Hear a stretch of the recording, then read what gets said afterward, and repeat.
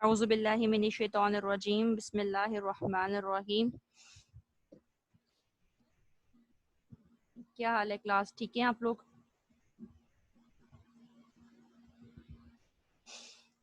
بیٹا آج ہمارا lecture number 13 ہے اور ہم لوگ شروع کریں گے آج حدیث نمبر 4. ٹھیک ہے بیٹا، امید ہے آپ سب خیریت سے ہوں گے. اس سے پہلے ہم 5 رکوع جو ہے وہ مکمل کر چکے ہیں سورہ بقرہ کے اور 3 حدیث کر چکے ہیں. آج اسی سلسلے کی ہم چوتھی حدیث کو آگے بڑھائیں گے. ٹھیک ہے بیٹا، آسان حدیث ہے، چھوٹی سی حدیث ہے.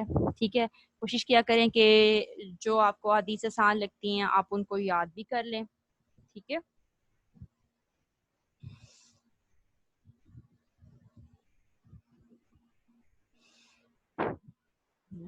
اعوذ باللہ من الشیطان الرجیم بسم اللہ الرحمن الرحیم. ہم اس طرح کرتے ہیں، پہلے 5 حدیث مکمل کر لیتے ہیں اور پھر ہمارے ایک سیکوینس ہو جائے گا، 5 آیات اور 5 حدیث مکمل ہو جائیں گی. ٹھیک ہے بیٹا، پھر ہم اس طرح کریں گے کہ ایک ٹیسٹ چھوٹا سا رکھ لیں گے، آپ تیاری کرتے جائیے ساتھ ساتھ. ٹھیک ہے، چھوٹی سے چھوٹی چیز کو بھی اگنور نہ کیجیے، اس کو پڑھیے. ٹھیک ہے، اس کو وقت دیجیے. بسم اللہ الرحمن الرحیم. آج جو ہے وہ ہمارا لیکچر نمبر 13 ہے. ٹھیک ہے بیٹا، اور حدیث نمبر 4 آج ہم پڑھیں گے. اعوذ باللہ من الشیطان الرجیم بسم اللہ الرحمن الرحیم. قال صلی اللہ علیہ وآلہ وسلم، رسول اللہ صلی اللہ علیہ وآلہ وسلم نے فرمایا، ان احدکم، بے شک تم میں سے ہر کوئی، یجمع وہ جمع کیا جاتا ہے، خلقہ اس کی تخلیق، فی بطن امی ہی، اس کے ماں کے پیٹ میں، 40 یوماً 40 روز تک، نطفتن نطفے کی شکل میں، ثم یکون علقتن، پھر وہ علقہ بن جاتا ہے، مثل ذالک، اتنے ہی دنوں کے لیے، یعنی 40 ہی دنوں کے لیے، ثم یکون، پھر وہ ہو جاتا ہے، مضغہ، ٹھیک ہے، گوشت کا لوتھڑا، مثل ذالک، کتنے ہی دنوں کے لیے، ثم یرسل، پھر بھیجا جاتا ہے، الیہ الملک، الیہ ملک، اس کی طرف فرشتہ، فینفخ، پس وہ پھونک دیتا ہے، فیہ، اس میں روح، ویحمر، اور اس کو حکم دیا جاتا ہے، باربع کلمات، ان 4 باتوں کا، یکتب، وہ لکھ دیتا ہے، رزق ہی، اس کا رزق، یعنی پھر وہ فرشتہ اس سے متعلق 4 باتیں طے کر دیتا ہے، رزق ہی، اس کا رزق، وہ اجل ہی، اور اس کی موت، و عمل ہی، اور اس کا عمل، و شقی، اور اس کی بد نصیبی، او سعید، یا پھر خوش نصیبی. اگر ہم آپ کے سلیبس کی حدیث دیکھیں تو وہ ہمیں تھوڑی سی تفصیل کے ساتھ نظر آتی ہے، اس میں ہمیں راوی وغیرہ بھی نظر آتے ہیں. بیٹا بسم اللہ الرحمن الرحیم. عن ابی عبد الرحمن عبداللہ بن مسعود رضی اللہ عنہ، ابو عبد الرحمن عبداللہ بن مسعود رضی اللہ عنہ سے روایت ہے، ان حدثنا، قال، انہوں نے کہا، حدثنا، ہم سے بیان کیا، رسول اللہ صلی اللہ علیہ وآلہ وسلم نے، وہو الصادق و مصدوق، وہ صادق اور مصدوق ہیں. نبی صلی اللہ علیہ وسلم کی بات بیان ہو رہی ہے کہ وہ صادق بھی ہیں، یعنی جو سچ بولتا ہے، وہ مصدق و مصدوق، اور وہ بھی جس کے سچ کی تصدیق کی. آپ جانتے ہیں نبی صلی اللہ علیہ وآلہ وسلم کی سچ کی جہاں تک بات ہے تو نبی صلی اللہ علیہ وسلم نبوت سے قبل بھی، یعنی جب تک آپ نبی نہیں بنے تھے اس سے پہلے بھی آپ اپنے علاقے میں، اپنے معاشرے میں صادق اور امین کے لقب سے مشہور تھے. ٹھیک ہے، اور سچ بولنے والے تھے، اور ایسے صادق تھے، ایسے سچے تھے کہ جس کی سچ کی دوسروں نے تصدیق بھی کی. اگر ہم یہاں پر دیکھیں تو آپ کے دوست ہی نہیں، آپ کے دشمن بھی آپ کے سچ کی تصدیق کر رہے ہیں. مثلا دوستوں میں دیکھیں تو ابوبکر صدیق رضی اللہ عنہ نے واقعہ معراج کی، آپ سے بغیر ملاقات کی تصدیق کی، بغیر جانے، بغیر آپ سے پوچھے، بغیر کوئی دلیل لیے، جب ابو جہل نے معاملہ بیان کیا. اگر ہم دشمنوں کی بات کریں تو آپ دیکھیں بیٹا کہ نبی صلی اللہ علیہ وسلم کی سچائی کی دشمنوں نے بھی تعریف کی. جو مکہ میں آپ کو نبوت سے قبل جانتے تھے وہ کافر تھے، ٹھیک ہے، وہ مشرک تھے، وہ آپ کو صادق اور امین کے لقب سے مشہور تھے. وہاں پر آپ کے سچ بولنے کی تعریف کی جاتی تھی، آپ کی امانت داری پہ بھروسہ کیا جاتا تھا. اسی طرح آپ دیکھیے ابو جہل نے کیا کہا تھا کہ میں تمہیں جھوٹا نہیں کہتا، لیکن میں اس بات کو قبول نہیں کر سکتا جس کا پرچار تم کر رہے ہو، جس کی طرف دعوت تم دے رہے ہو، میں اس کو قبول نہیں کر سکتا. اسی طرح آپ دیکھیے کہ ابو سفیان نے بھی اس کو قبول کیا. ٹھیک ہے، اور لوگوں کو دیکھیے کتنے ہی لوگ ایسے تھے جنہوں نے مکہ میں دیکھیے صادق اور امین کے لقب سے مشہور تھے. وہ کون تھے؟ وہ کافر اور مشرک کی آپ کو مخاطب کیا کرتے تھے، آپ کے سچا ہونے کی تصدیق کیا کرتے تھے. اب آپ صلی اللہ علیہ وسلم نے کیا فرمایا، ان احدکم، بے شک تم میں سے ہر کوئی، یجمع، جمع کیا جاتا ہے، محفوظ رکھا جاتا ہے، خلقہ، اس کا مادہ تخلیق، فی بطن امیہ، اس کی ماں کے پیٹ میں، 40 یوماً 40 روز تک، نطفتن، ایک نطفے کی شکل میں، پانی کے قطرے کی شکل میں، ثم یکون، پھر وہ ہو جاتا ہے، علقہ، اعلیٰ کیا جمع و خون، علقہ جمع و خون، ہم نے انسان کو جمع و خون سے پیدا کیا.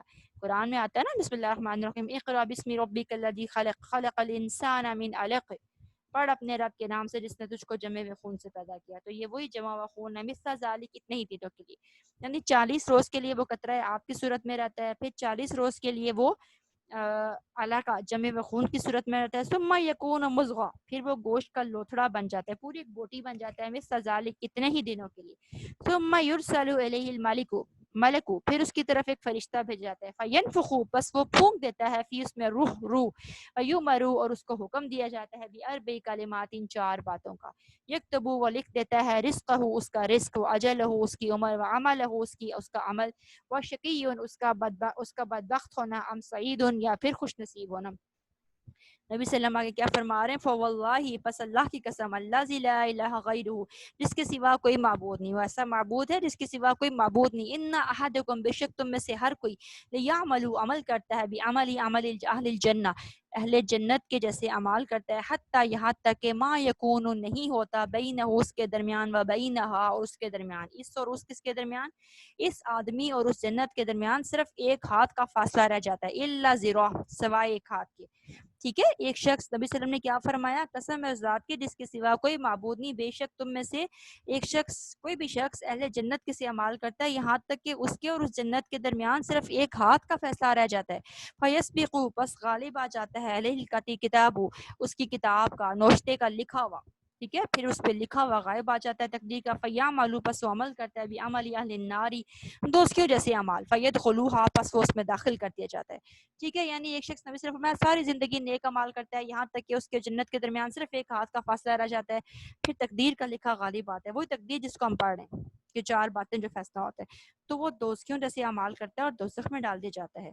وَإِنَّ أَحَدَكُمْ لَيَعْمَلُ بِعَمَلِ أَهْلِ النَّارِ اور تم میں سے ایک شخص ہے جو دوستیوں جیسے اعمال کرتا ہے، حَتَّى مَا يَكُونُ مِن بَيْنَهُ وَبَيْنَهَا یہاں تک کہ اس کے اور دوزخ کے درمیان کتنا فاصلہ رہ جاتا ہے، الا ذراع صرف ایک ہاتھ کا. فیسبقو پس غالب آ جاتا ہے الہ الکتاب اس پہ کتاب کا لکھا ہوا، بعمل اہل الجنہ تو وہ اہل جنت جیسے اعمال کرنے لگتا ہے، فیدخلوها پس وہ اس میں داخل کر دیتا ہے. متفق علیہ یہ وہ روایت ہے جو جس پر امام بخاری اور امام مسلم دونوں متفق ہیں. ٹھیک ہے بیٹا، یہاں پر جو چیز بیان کی جا رہی ہے وہ اگر ہم دیکھیں تو انسان کی تخلیق کے مراحل بیان کیے جا رہے ہیں کہ انسان کس طرح سے دیکھیں انسان کی پیدائش سے پہلے کے مراحل بیان کیے جا رہے ہیں. پہلا مرحلہ اگر آپ دیکھیں تو بیٹا وہ نطفے کی شکل میں ہے کہ سب سے پہلے جو انسان ہے وہ کس شکل میں ہوتا ہے. آپ نے پڑھا نا کہ یقیناً آپ یہ جانتے ہوں گے کہ اللہ تعالیٰ نے ہر چیز کی تخلیق جو ہے، ہر جاندار کی تخلیق وہ قطرہ آپ سے کی ہے. ٹھیک ہے، تو یہاں پر بھی یہ بات امپورٹنٹ ہے کہ انسان بھی جو کہ جاندار ہے، لیونگ تھنگ ہے. ٹھیک ہے، تو اللہ تعالیٰ نے کیا کیا، اس کو پانی سے پیدا کیا، ایک قطرہ آپ سے پانی کی بوند سے اس کی تخلیق کی گئی. ٹھیک ہے، اور 40 روز تک وہ اسی شکل میں رہتا ہے، یعنی اس کی سب سے پہلی سٹیج جو ہے وہ بن جاتی ہے. علقہ دوسرے پر آئیں کہ وہ جمع و خون ہوتا ہے. ٹھیک ہے، پھر وہ 40 روز تک اسی شکل میں رہتا ہے. یہ اس کا اس کی تخلیق کا یعنی دنیا میں آنے سے پہلے جو اس کے مراحل ہیں جو وہ ماں کے پیٹ میں گزارتا ہے، یہ دوسرا مرحلہ ہے کہ وہ جمع و خون کی صورت میں ہوتا ہے. ٹھیک ہے، جس کا ذکر میں نے آپ کو بتایا قرآن نے بھی کیا. اگر ہم قرآن میں دیکھیں نا تو قرآن نے انسان کی تخلیق کے سارے مراحل کو بیان کیا. تیسری صورت کیا ہوتی ہے، مضغہ. مضغہ کیا ہوتا ہے، جب وہ ایک لوتھڑا ایک بوٹی کی شکل اختیار کر لیتا ہے، یعنی وہ باقاعدہ ایک گوشت کا ٹکڑا بن جاتا ہے، اور اس حالت میں بھی وہ پورے 40 دن گزارتا ہے. چوتھی صورت جو ہے وہ شکل صورت بننا ہے، یعنی باقاعدہ اس کا ایک وجود چھوٹا سا ایک شکل اس کی صورت بن جاتی ہے، اور پھر وہ اسی کے اوپر نمو پاتا ہے، اسی کے اوپر وہ پرورش پاتا ہے. یہ 4 مراحل جو ہمیں حدیث میں مل رہے ہیں، اگر ہم قرآن میں دیکھیں تو قرآن نے بھی ان مراحل کو بیان کیا ہے. ٹھیک ہے بیٹا، یہ 4 مراحل جو ہے نا وہ بیان کیے گئے انسان کی تخلیق کے. یہ اگر آپ دیکھیں تو آپ کو قرآنی آیات کے ساتھ بھی نظر آ جائیں گے بیٹا، اور آپ ان کو یہاں پہ پکچرز میں بھی دیکھ سکتے ہو. ٹھیک ہے، کہ وہ کس کس شکل میں ہوتے ہیں، یعنی جب وہ نطفہ ہوتا ہے تو وہ کس شکل میں ہوتا ہے، جب علقہ ہوتا ہے تو کس شکل میں ہوتا ہے، مضغہ ہوتا ہے تو کس شکل میں ہوتا ہے. ٹھیک ہے، اور پھر اللہ تعالیٰ نے بلکہ اضافی جو مراحل ہیں وہ بیان کر دیے، اور آیات بھی باقاعدہ آپ کو قرآن کس پر مل جائیں گی. قرآن کیا کہتا ہے، بسم اللہ الرحمن الرحیم، جعلناہ نطفۃ فی قرار مکین، اور ہم نے اس کو محفوظ جگہ میں نطفہ بنا کر ٹھہرایا. ٹھیک ہے، پھر کیا کہتے ہیں اللہ تعالیٰ، ثم خلق نطفۃ علقہ، پھر ہم نے اسے بلڈ کلوٹ بنایا. ٹھیک ہے، گوشت کا لوتھڑا بنایا، ٹکڑا بنایا. ٹھیک ہے، جمع و خون بلکہ کہیں. پھر کیا کیا فخلقنا العلقۃ مضغہ، پھر ہم نے کیا کیا اس بلڈ کلوٹ سے لمپ آف فلیش، باقاعدہ گوشت کا لوتھڑا بن گیا، باقاعدہ ایک بوٹی کی شکل اختیار کر لیتا ہے، ٹھیک ہے. فخلقنا المضغۃ عظاما، پھر ہم نے اسے لمپ آف فلیش سے ہڈیاں بنائی. فکسونا العظام لحما، پھر ہم نے ہڈیوں پر گوشت پہنایا. ٹھیک ہے. آپ دیکھیں اللہ تعالیٰ اضافی مراحل بھی بیان کر رہے ہیں کہ اللہ تعالیٰ پھر اس گوشت کے اوپر ہڈیاں کیسے چڑھاتا ہے، ہڈیوں پر گوشت کیسے پہناتا ہے. ثم انشأناه خلقنا آخر، پھر ہم نے اسے ایک نئی صورت دی، ایک دوسری شکل دی. فتبارک اللہ احسن الخالقین، بڑا ہی بابرکت ہے وہ اللہ جو بہترین خالق ہے. ٹھیک ہے. اللہ تعالیٰ نے قرآن مجید میں بھی انسان کی تخلیق کے مراحل بیان کیے کہ سب سے پہلے نطفہ ہے، ٹھیک ہے، وہ کیا ہوتا ہے، پانی کا قطرہ. آپ کو یاد رکھنا ہے بیٹا یہ باتیں، آپ کو MCQs میں آتی ہیں. دوسرے نمبر پہ علقہ ہوتا ہے، جمع ہوا خون. تیسرے نمبر پہ مضغہ ہوتا ہے جب وہ لوتھڑا بن جاتا ہے. چوتھی صورت جو ہوتی ہے وہ جب وہ باقاعدہ ایک شکل اختیار کر لیتا ہے، اس کا ایک رنگ روپ بن جاتا ہے، ٹھیک ہے، اس کو بولا جاتا ہے. اور اس کے بعد اگر آپ دیکھیں کہ اگلی چیز جو بیان کی جا رہی ہے سارے مراحل طے کرنے کے بعد، چوتھے مرحلے پہ کیا ہوتا ہے جس کا ذکر آپ نے پیچھے حدیث میں بھی پڑھا کہ ثم یرسل الیہ الملک، پھر اس کی طرف ایک فرشتہ بھیجا جاتا ہے. تو یہی بات یہاں بیان ہو رہی ہے کہ فرشتہ کیوں بھیجا جاتا ہے. اس کی تقدیر کو طے کرنے کے لیے اللہ تعالیٰ ایک ملک کو، ایک فرشتے کو بھیجتے ہیں، ٹھیک ہے. اور وہ چوتھے یعنی اگر وہ 40 دن تک ان 3 مراحل کو طے کرتا ہے تو تقریباً بیٹا یہ 4 مہینے بنتے ہیں، ٹھیک ہے. اور آپ دیکھیں پھر چوتھے مہینے میں اس کی طرف روح پھونکی جاتی ہے اور 4 باتوں کا فیصلہ کیا جاتا ہے. وہ 4 باتیں اس کی تقدیر ہے، اس کا رزق، اس کی موت، اس کا عمل، اس کا نیک بخت اور بدبخت ہونا. یہ تقدیر کیا ہوتی ہے، قدر کیا ہے، فلسفہ قدر کیا ہے. تقدیر جو ہوتی ہے کیا چیز ہے بیٹا، ہم نے ایمان لانا ہے. آپ ایمان مجمل، ایمان مفصل میں پڑھتے ہیں کہ تقدیر کے اوپر آپ ایمان لاتے ہیں کہ ہر چیز جو ہے وہ اچھی ہو بری ہو وہ اللہ کی طرف سے ہوتی ہے، ٹھیک ہے. اب اس کا مطلب یہ ہرگز نہیں ہے بیٹا جیسے آپ اس حدیث سے پڑھے ہو کہ اللہ تعالیٰ انسان کا رزق طے کر دیتا ہے، اس کی موت طے کر دیتا ہے، اس کا عمل طے کر دیتا ہے، اس کی خوش نصیبی یا بدبختی. آپ دیکھیں رزق انسان کے نصیب میں جو لکھ دیا گیا ہے نا وہ اس کو مل کر رہے گا، نہ اس سے زیادہ ملے گا نہ اس سے پہلے کم ملے گا، نہ ہی وقت سے پہلے ملے گا نہ بعد میں ملے گا جتنا. اور رزق کے اندر بیٹا علماء کہتے ہیں صرف کھانا پینا نہیں آتا، آپ کی مال، آپ کی اولاد، ایون آپ کی اولاد بھی آپ کے رزق کے اندر شمار. جو نعمتیں اللہ نے آپ کو دے رکھی ہیں وہ رزق کا حصہ ہوتی ہیں. وہ گھر ہے، دولت ہے، صحت ہے، تندرستی ہے، اولاد ہے ایون، تو وہ رزق کے زمرے میں آئے گی. اسی طرح آپ دیکھیے کہ وہ طے شدہ ہے، ٹھیک ہے. لیکن اگر آپ کوشش نہ کریں، اس کو حاصل کرنے کی تک و دو نہ کریں تو پھر آپ کو کچھ بھی، پھر تقدیر میں جتنی بھی چیزیں ان میں سے آپ کسی کو نہیں پا سکتے. کیوں؟ کیونکہ ہر چیز اللہ تعالیٰ نے نوشتے میں لکھ دی ہے، اللہ کے علم میں ہے، آتا ہے علم میں ہے. وسیع کرسی السماوات والارض، اس کی کرسی تو علم کی کرسی پھیلی ہوئی ہے، ٹھیک ہے. ہم نہیں جانتے، ہم نہیں جانتے، لیکن اللہ کے علم میں یہ سب کچھ ہے، ٹھیک ہے بیٹا. انسان کی موت کب آنی ہے، کہاں آنی ہے، کس لمحے کس گھڑی میں آنی ہے، ہم اس سے باخبر نہیں ہے. لیکن اللہ تعالیٰ نے اس کا ایک وقت مقرر کر رکھا ہوا ہے اور وہ اس سے ٹل نہیں سکتا، ٹھیک ہے. انسان کا عمل اسی طرح، انسان کا عمل جو ہے اس نے، اللہ تعالیٰ نے آپ کو 2 راستے دکھا دیے، اچھائی کا بھی راستہ دکھا دیا ہے اور برائی کا بھی آپ کے سامنے ہے. اللہ تعالیٰ نے آپ کو با اختیار مخلوق بنایا ہے. ایسا نہیں ہے کہ آپ با اختیار نہیں ہے، آپ کے ہاتھ پاؤں بندھے ہوئے. اللہ تعالیٰ نے آپ کو با اختیار مخلوق بنا کر، اختیار دے کر، اچھائی برائی کی سمجھ دے کر اس دنیا میں میدان عمل میں اتارا ہے. آپ یہ نہیں کہہ سکتے، یہ کلیم نہیں کر سکتے اچھا بھائی ہمارے نصیب میں تو یہی تھا، اتنا رزق تھا، کیا فائدہ کوشش کرنے کا. تو کوشش کے آپ کو کیا پتا آپ کے لیے جو لکھا ہوا تھا وہ کوشش کے بعد تھا یا بغیر کوشش کے تھا. آپ کی موت آئی ہے، کسی انسان نے مرنا ہے، ٹھیک ہے، وہ گاڑی کے نیچے آ گیا، ہو سکتا ہے اس نے بچ جانا ہو. لیکن اگر وہ یہ سوچے بھائی شاید میری موت اسی طرح لکھی تھی، اب میں بچا کے کیا کروں گا، اگر لکھی ہوئی تو آ جائے گی، نہیں ہوئی آپ نے اپنے آپ کو بچانا ہے، کوشش کرنی ہے. قرآن کیا کہتا ہے، لیس للانسان الا ما سعى، لیس للانسان الا ما سعى، ہر انسان کے لیے وہ ہے جس کی وہ کوشش کرتا ہے، نہ اس سے کم نہ اس سے زیادہ. تو کوشش کرنا آپ کے اوپر لازم ہے، کوشش آپ نے ضرور کرنی ہے. آپ سے سوال آپ کی کوشش کیا جائے گا، ٹھیک ہے. قرآن نے کہا نا کہ ہم بھی لا یکلف اللہ نفسا الا وسعها، ہم کسی بھی جان پر اس کی وسعت سے زیادہ بوجھ نہیں ڈالتے. تو آپ سے سوال آپ کی وسعت کا، آپ کی کیپیسٹی کا ہی کیا جائے گا، اس سے زیادہ کا نہیں کیا جائے گا. میری کیپیسٹی اور ہوگی، آپ کی کیپیسٹی اور ہوگی، آپ نے اس کے مطابق ایفرٹ کرنی ہے، کوشش کرنا ہے، ریزلٹ دینے ہیں. آپ نے عمل اچھائی یا برائی کا راستہ اللہ نے سامنے رکھ دیا، آپ کی اپنی چوائس ہے، آپ کس آپشن کو لیتے ہیں. آپ ہو سکتا ہے برائی کے اندر بہت ساری ثانیہ نظر آئیں، آپ اس کو اختیار کر جائیں، اچھائی میں آپ کو مشکل ہو آپ اس کو چھوڑتے چلے جائیں یا پیچھے رکھ دیں، لیکن الٹیمیٹلی آپ کو کامیابی ملے گی اچھائی کا راستہ اختیار کرنے میں. ٹھیک ہے بیٹا. تو ہو سکتا ہے پہلا قدم اٹھانا مشکل ہو، لیکن آہستہ آہستہ آپ کے لیے آسانی ہوتی چلی جائے گی. اور برائی میں ہو سکتا ہے آپ کے لیے پہلا قدم اٹھانا آسان ہو لیکن آگے مشکل ہوتی جائے. اسی طرح ایک بہت امپورٹنٹ چیز کہ انسان کی خوش نصیبی بدبختی. ٹھیک ہے، نبی صلی اللہ علیہ وسلم نے اس کی وضاحت کیسے فرمائی کہ ہو سکتا ہے ایک شخص ساری زندگی نیک اعمال کرتا ہو لیکن آخر میں وہ برائی کی طرف مائل ہو جائے، چونکہ اس کا انجام ایسے کام پہ ہوا برائی پہ، تو اس کا خاتمہ بھی برائی پہ ہوگا. تو انگلش میں کہتے ہیں نا all is well that ends well، سب اچھا جس کا اختتام اچھا. ٹھیک ہے، تو آپ دیکھیے کہ کوشش کرتے رہنا چاہیے. ٹھیک ہے، اور یہ ذہن میں رکھ کے کرنا چاہیے کہ انجام ہمارا بالخیر ہو. ہمیں دعا بھی یہ کرنی چاہیے نا کہ اللہ تعالیٰ ہمارا خاتمہ بالخیر کرے. ٹھیک ہے، تو بعض دفعہ ایسا ہوتا ہے نا کہ انسان ساری زندگی نیک اعمال کرتا ہے لیکن آخر میں برائی کی طرف لگ جاتا ہے. نبی صلی اللہ علیہ وسلم نے اس فرمایا نا، ایک حدیث کا مفہوم ہے کہ اصل میں فرمایا کہ ایک ساری زندگی 60 برس تک نیکی کے اعمال کرتا ہے لیکن وہ آخر میں ایک ایسا کام کر جاتا ہے جس کی وجہ سے دوزخ میں گرا دیا جاتا ہے. اور وہ کیا ہے؟ وصیت یا وراثت میں ناانصافی. یعنی وہ جس کا حق نہیں بنتا اس کو دینے کی کوشش کرتا ہے، دے کر جانے کی کوشش کرتا ہے. زیادتی کرتے ہیں نا، ایک کا جو حق ہے جائز قانونی شرعی حق ہے اس کو ماننے کی کوشش کرتا ہے.